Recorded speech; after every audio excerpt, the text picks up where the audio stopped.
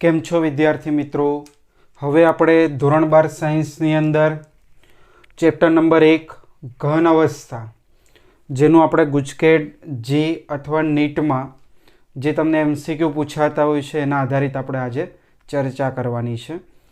તો ઘન અવસ્થાની અંદર પહેલો આજે આપણે ટોપિક લઈશું કે તમને ઘણા બધા MCQ એવા પૂછાતા હોય છે કે જેમાં અણુસૂત્ર શોધવાનું કીધું હોય.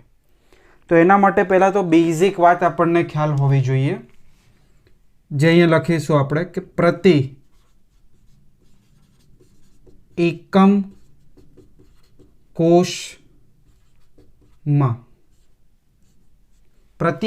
કોષમાં પરમાણુની સંખ્યા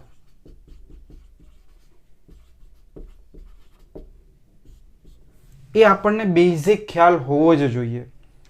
જે આપણે NCERT બુકમાં ભણી ગયા કે ભાઈ મને એક FCC હોય કે એક BCC હોય કે એક સાદો એકમ કોષ હોય તો તેમાં પરમાણુની સંખ્યા કેટલી હોય. તો પહેલો અહીંયા લખીએ છીએ કે સાદો એકમ કોષ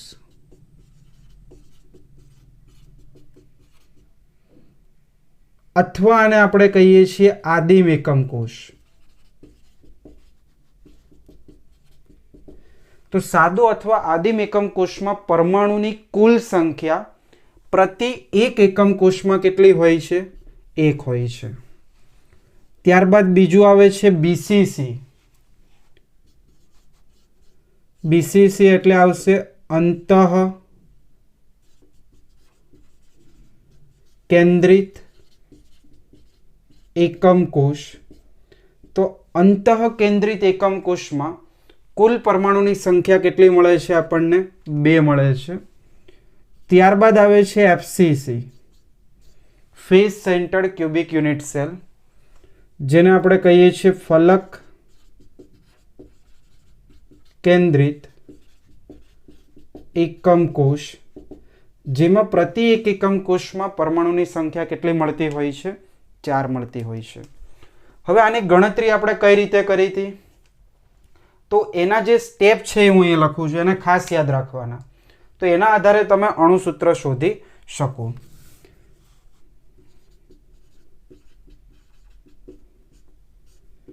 હવે જો આપણે કીધું હતું કે કોઈ પણ એકમ કોષમાં જ્યારે પરમાણુ ખૂણા ઉપર ગોઠવાયેલો હોય ત્યારે તે પરમાણુ ટોટલ બીજા 8 એકમ કોષ સાથે સંકળાયેલો હશે. માટે પરમાણુનો આપણે એક ખૂણા ઉપર ભાગ શોધવો હોય તો ખૂણા ઉપર ઓલવેઝ શું કરવું પડે? મલ્ટીપ્લાય 1/8, એટલે કે 8મો ભાગ ખૂણા ઉપર સમાયેલો હશે. એટલે પહેલું યાદ રાખવાનું કે જ્યારે ખૂણા પરની ગણતરી કરવી હોય તો ઇન્ટુ શું કરી દેવાનું? 1/2 કરવાનું. ક્લિયર? પોઈન્ટ નંબર 2 કે જ્યારે પરમાણુની કુલ સંખ્યા મારે શોધવી હોય અને જો પરમાણુ કોઈ બાજુ ઉપર સંકળાયેલો હોય, બાજુ ઉપર ગોઠવાયેલો હોય, તો બાજુ માટે આપણે શું કરીએ છીએ? ખૂણા માટે ઇન્ટુ 1/8 આવશે. બાજુ માટે શું આવે છે? ઇન્ટુ 1/2. પણ બાજુમાં જો આવું હોય કે તમારી પાસે આ એક એકમ કોષ છે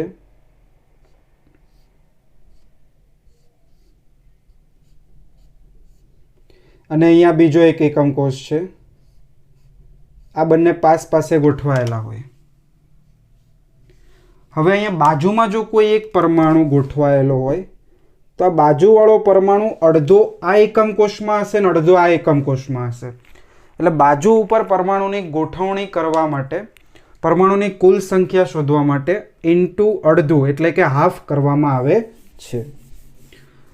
પછી એક વસ્તુ અહીંયા તમારે એડિશનલ આવશે, ધાર. એકમ કોષની ધાર ઉપર જ્યારે પરમાણુની ગોઠવણી થયેલી હોય ત્યારે ઇન્ટુ શું કરવું? 1/4. કારણ કે એકમ કોષની જે ધાર હોય, એકમ કોષમાં ટોટલ 12 ધાર આવે. કઈ રીતે આવે? તો તમે જે પણ રૂમમાં બેઠા હોય એ રૂમની ઉપર 4 ધાર આવે. ધાર એટલે 2 દિવાલોને જોડતી વસ્તુ, પણ એને આપણે ધાર કહીએ. આ એક ધાર થઈ. એવી રીતે ઉપર 4 ધાર આવે, નીચે 4 ધાર આવે અને સાઈડમાં 4 ધાર આવે. એટલે 4 તરીને 12 ધાર આવે એક એકમ કોષમાં. હવે જે ધાર હોય તે 4 એકમ કોષ સાથે સંકળાયેલી હોય. એટલે ધાર ઉપર જે પરમાણુ હોય એ 1 એકમ કોષમાં ચોથો ભાગ સમાયેલો હોય. એટલે આપણે ઇન્ટુ શું કરીએ છીએ? 1/4 કરીએ છીએ. તો આને ખાસ યાદ રાખવું. આના ઉપરથી જ આપણે આ ગણતરી કરી હતી એનસીઈઆરટી બુકમાં. હવે આપણે આ મેથડને આધારિત એમસીક્યુ કેવા હોય છે એ સમજીએ છીએ. તો ગુજકેટમાં પૂછાઈ ગયેલો પહેલાં તો એક એમસીક્યુ તમને આપું છું. એ બોર્ડ ઉપર આપણે લખીએ છીએ. હા, કે એક સ્ફટિકમાં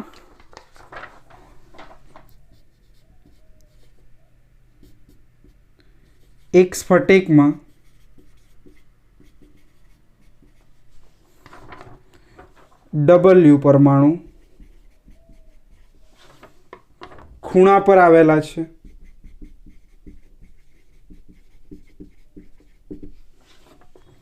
ઓક્સિજન પરમાણુ ધાર પર છે.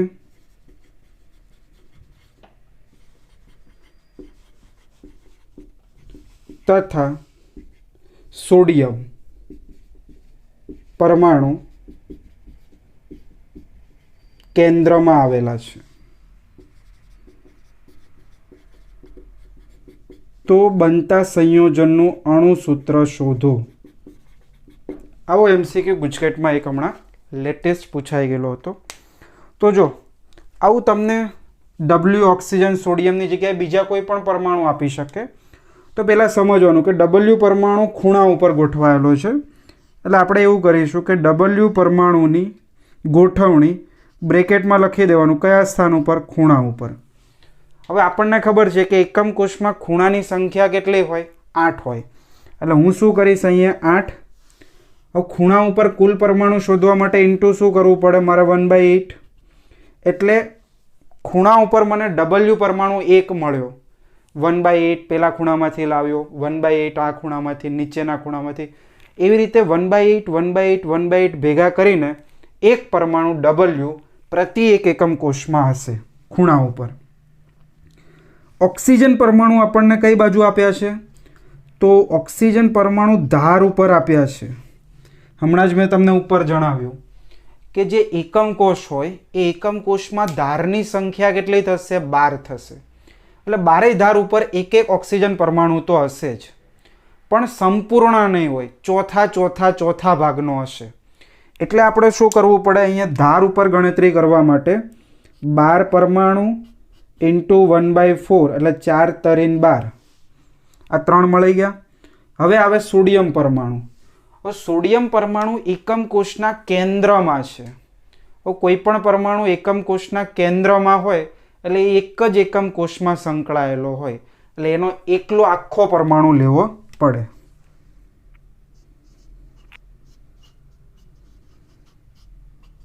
એટલે 1 ઇન્ટુ 1 બરાબર 1.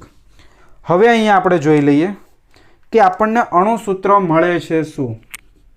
તો અહીંયા જવાબ લખીશું અણુસૂત્ર. જો સોડિયમ 1 મળે છે, ઓક્સિજન 3 મળે છે, W 1 મળે છે. તો આવી રીતે લખી શકાય NaO3W અથવા W આગળ લખો, કોઈ પણ તમે મેથડ લખી શકો. NaWO3 તમારે ઓપ્શનમાં જોવાનું આ રીતનું હોવું જોઈએ. તો આ થઈ ગયો તમારે પહેલો આ મેથડને આધારિત એમસીક્યુ. ચલો આની અંદર હવે થોડું મોડિફિકેશન કરીએ. થોડું આમાં ચેન્જીસવાળા એમસીક્યુ એક લખું છું અહીંયા. બીજું કે તમને આપ્યું હોય કોઈ એક સ્ફટિકમાં એ પરમાણુ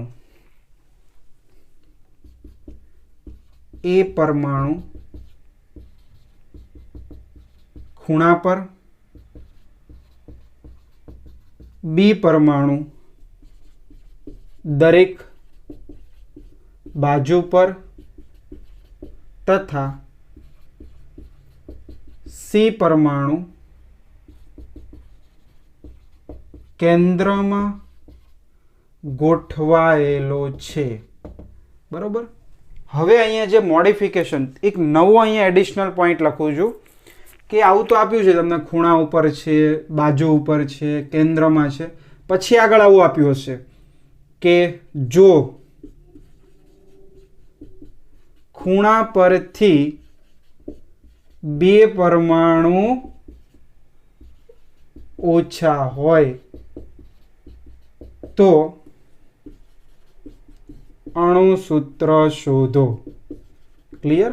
આવું તમને આપેલું ઘણી વખત હોય, ઓછા હોય છે અથવા રિક્ત છે. રિક્ત એટલે ખાલી, એવું લખ્યું કે બે ખૂણાના સ્થાન રિક્ત છે, તો સમજવું કે ત્યાંથી પરમાણુ બે ઓછા થઈ ગયા છે. તો ગણતરી શું આવશે? તો જુઓ, પહેલા આપણે એ પરમાણુની વાત કરીએ. એ પરમાણુ ખૂણા ઉપર છે, એટલે મેં લખ્યું એ પરમાણુ ખૂણા ઉપર. હવે આપણને ખબર છે કે એકમ કોષમાં ખૂણાની સંખ્યા કેટલી હોય? 8 હોય. એટલે હું શું કરું, અહીંયા 8 તો મૂકીશ જ, પણ પાછું અહીંયા રકમ વાંચી તો એવું લખ્યું હતું કે ખૂણા પરથી બે પરમાણુ ઓછા છે, એટલે 8 માઇનસ શું કરવું પડે? 2 કરવું પડે. બસ એટલું જ અહીંયા એડિશનલ છે, બાકી આ જ મેથડ. ક્લિયર? એટલે અહીંયા શું કરી દઈએ આપણે? 8 માઇનસ 2 ઇન્ટુ 1/8. ચલો 8 માઇનસ 2 કેટલા થઈ જશે? 6 ઇન્ટુ 1/8. આનો હજી છેદ ઉડાડી દો એટલે શું થઈ જાય? 3/4 થઈ જાય. 3 દુ 6 અને 4 દુ 8, બે બે ઉડી ગયા એટલે 3/4. ચલો બી પરમાણુ કઈ બાજુએ આપ્યો છે? તો બી પરમાણુ આપ્યું છે આપણને દરેક બાજુના કેન્દ્ર ઉપર. બાજુ ઉપર આપ્યું છે. બાજુની સંખ્યા કેટલી થાય? એકમ કોષમાં બાજુની સંખ્યા થશે 6. એટલે હું અહીંયા શું કરીશ? 6 ગુણ્યા બાજુ માટે ગણતરી શું કરીએ છીએ? 1/2, એટલે ઇન્ટુ 1/2. એટલે બી પરમાણુની સંખ્યા મને કેટલી મળી ગઈ? 3 મળી ગઈ. હવે સી પરમાણુ કેન્દ્રમાં આપેલો છે, તો સી પરમાણુ માટે અહીંયા લખીશું કેન્દ્ર. ઓકે, કેન્દ્રમાં આપેલો છે તો અહીંયા પણ કીધું તો કેન્દ્ર માટે આખો પરમાણુ લઈ લેવાનો, કારણ કે એક જ કોષ સાથે લિંક હશે, એટલે 1. હવે આપણે અહીંયા શું કરવાનું? એ, બી અને સી આ એનું પ્રમાણ મળી ગયું, બરોબર. પણ અહીંયા આ પૂર્ણાંક સંખ્યા નથી, એટલે એનો ગુણોત્તર લઈ લેવાનો. આવી રીતે એ જેમ બી જેમ સી. એનું પ્રમાણ કેટલું મળ્યું? 3/4. બીનું કેટલું મળ્યું? 3. સીનું કેટલું મળ્યું? 1. હવે એલસીએમ એટલે કે લસા લઈ લઈએ. આના છેદમાં કંઈ નથી તો 1, આના છેદમાં કંઈ નથી તો 1. તો અહીંયા 4 છે, તો છેદનો લસા શું થશે? 4 આવશે. અહીંયા મારે 4 લાવવું પડે, અહીંયા 4 લાવવું પડે, એટલે ઉપર નીચે 4 વડે હું ગુણાકાર કરું. 3/4. અહીંયા 4 વડે ઉપર ને 4 વડે નીચે, એટલે 4 તરી 12 અને અહીંયા 4. એવી જ રીતે અહીંયા કરો તો 4 એકા 4 અને 4 એકા 4. આ 4 4 અને 4 ઉડી ગયા, એટલે શું થયું? 3/12/4. એટલે અણુસૂત્ર શું મળે? A3 B12 અને C4. આ થઈ ગયું સંયોજનનું અણુસૂત્ર. ક્લિયર? તો વિડીયો પોઝ કરીને પહેલાં 2 MCQ અને થોડું આ લખી નાખો, પછી આગળ હજી આપણે MCQ સોલ્વ કરીએ છીએ.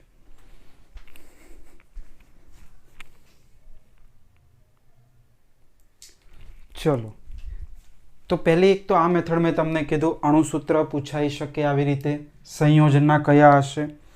હવે આપણે એક પેકિંગ ક્ષમતા ઉપર જઈએ છીએ. તો 3 અલગ અલગ રચનાઓ માટે આપણે પેકિંગ ક્ષમતા ભણ્યા છીએ. પહેલું આપણે લઈએ છીએ સાદો એકમ કોષ. સાદો એકમ કોષ. બીજું આપણે લખીશું અહીંયા અંતઃકેન્દ્રિત એકમ કોષ.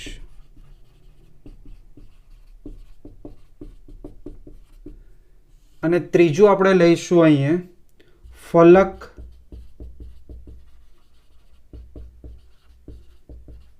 કેન્દ્રિત એકમ કોષ. જો કે અહીંયા આપણે વાત કરીએ તો સાદા એકમ કોષની અંદર આપણે પેકિંગ ક્ષમતા, પહેલા પેકિંગ ક્ષમતાની વાત કરીશું. તો સાદા એકમ કોષમાં પેકિંગ ક્ષમતા કેટલી જોવા મળી હતી? 52.33% જોવા મળી હતી. એની ગણતરી બધી આપણે કરી હતી. બીસીસીમાં પેકિંગ ક્ષમતા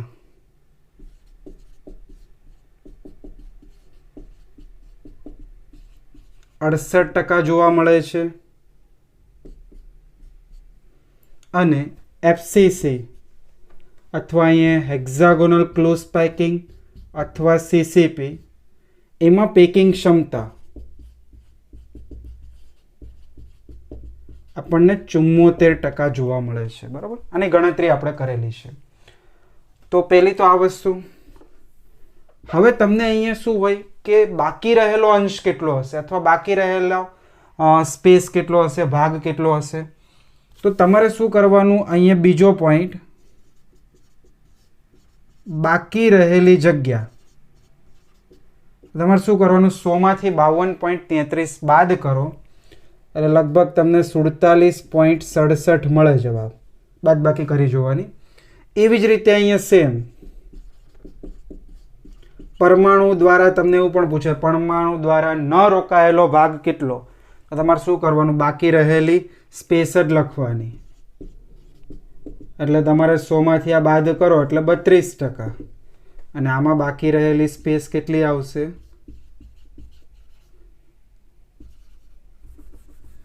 બાકી રહેલી જગ્યા 26%. તો આ એક પણ છે અહીંયા.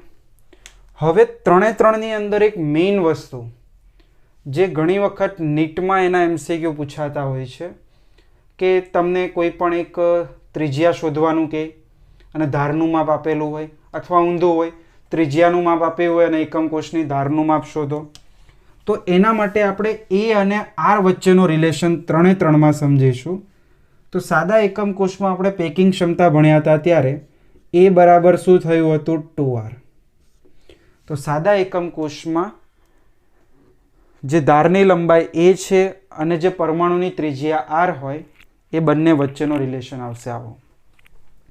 BCCમાં રિલેશન આપણને શું મળે છે, 4R બરાબર √3 × A. ખાસ યાદ રાખવું આને. 4R બરાબર √3 × A.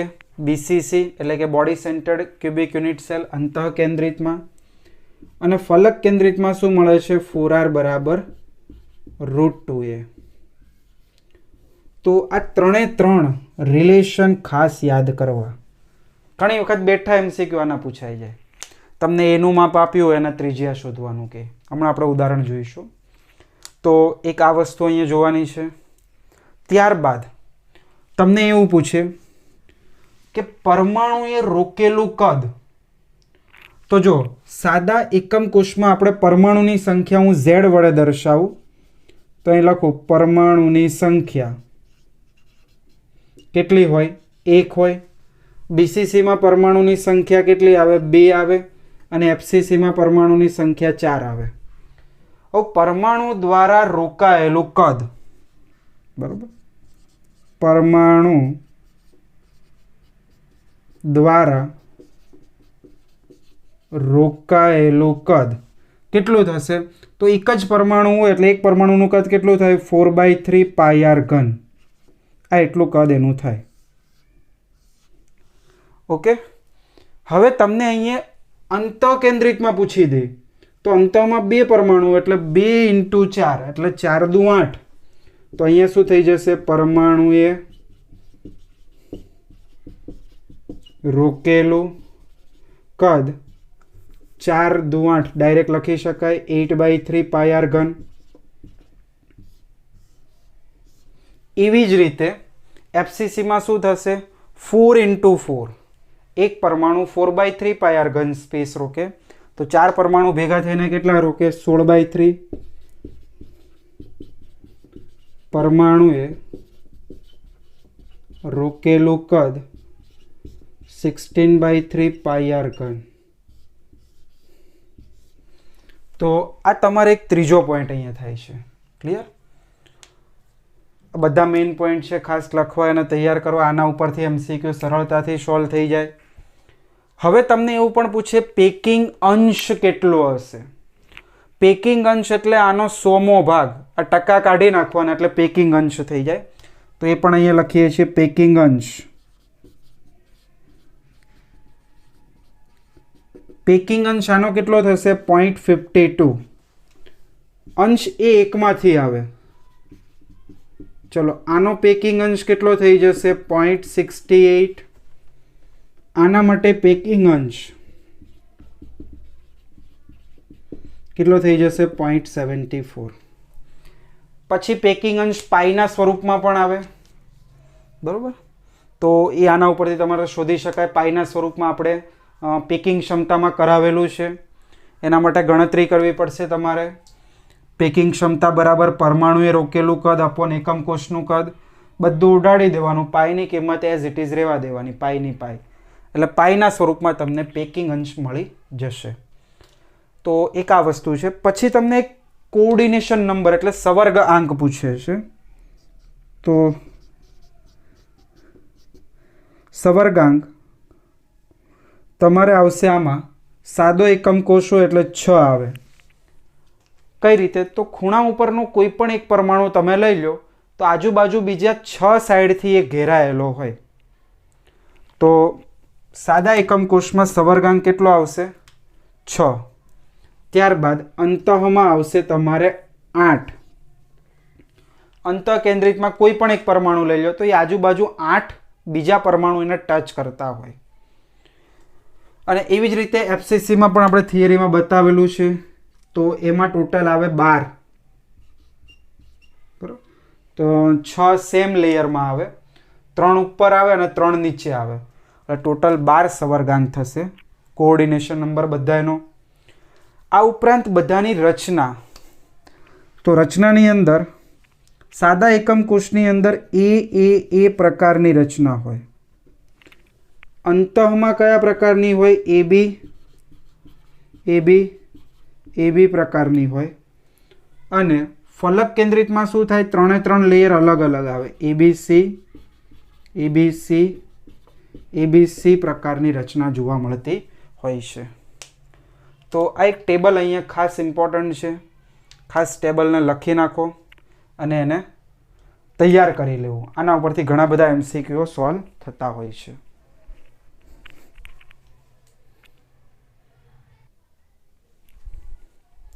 ચલો હવે જો એક આ પ્રકારની મેથડના એમસીક્યુ. તો એના માટે મેં તમને હમણાં જ અહીંયા રિલેશન લખાવ્યો. a બરાબર 2r, 4r બરાબર √3 ઇન્ટુ a અને 4r બરાબર √2 ઇન્ટુ a. તો એના આધારે અહીંયા સોલ્વ કરી શકાય કે લિથિયમ ધાતુ અંતઃકેન્દ્રિત એટલે શું થશે? BCC એકમ કોષમાં સ્ફટિકીકરણ પામે છે. એટલે લિથિયમનું આપણને બંધારણ અહીંયા આપી દીધું છે કે લિથિયમ ધાતુનું બંધારણ કેવું છે? BCC છે. જો લિથિયમની એકમ કોષની બાજુની લંબાઈ એટલે એકમ કોષની બાજુની લંબાઈ તમને અહીંયા આપી છે એ બરાબર 351 પિકોમીટર હોય તો તેની ત્રિજ્યા શોધો. તો r શોધવાનું છે. હવે તમને અહીંયા BCC રચના આપી છે. તો BCC રચના માટે રિલેશન શું આવે? તો 4r બરાબર √3 ઇન્ટુ a. સૂત્રમાં તમારે કિંમત મૂકીને સાદુરૂપ આપવાનું છે. તો r બરાબર શું થઈ જશે? √3. એની કિંમત કેટલી છે? 351 upon 4. √3 કેટલું થશે? 1.73 ઇન્ટુ 351 upon 4. સાદુરૂપ આપો એટલે જવાબ આપે. ઓપ્શન તમને અહીં આપેલા છે 151, 75, 300 ને 240. એટલે આમાં તમારે એપ્રોક્સ મેથડે ચાલવું પડે. બરાબર. એટલે તમે એપ્રોક્સ કરો ને એટલે 150 આજુબાજુ આનું સાદુરૂપ આવે. એટલે અહીંયા તમારે જે ઓપ્શન નંબર એ છે એ સુટેબલ થાય. 151.8 પિકોમીટર. પર આને તમારે ઉડાડવાનું. બરાબર. આને ઉડાડો એટલે અહીંયા કેટલા થઈ જાય? 175, પછી 175 અને 173.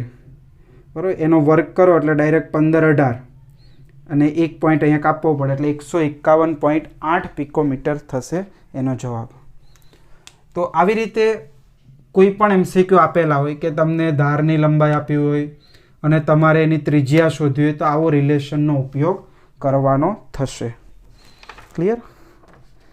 તો બસ અહીંયા સુધી રાખીએ છીએ. એટલા એમસીક્યુ કરજો. આના રિલેટેડ જે પણ એમસીક્યુ હોય રેફરન્સ બુકમાં એને સોલ્વ કરવાના.